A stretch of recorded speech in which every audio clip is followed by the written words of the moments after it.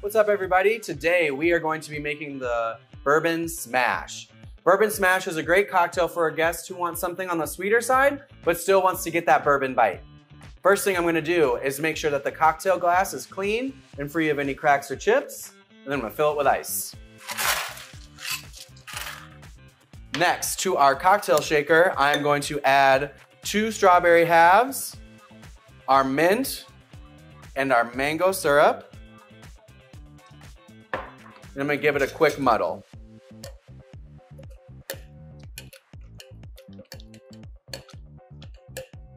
Next up, I'm gonna add in our orange bitters, our lemon juice, and our bourbon.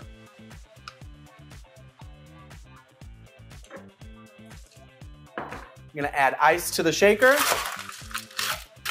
give it a nice shake.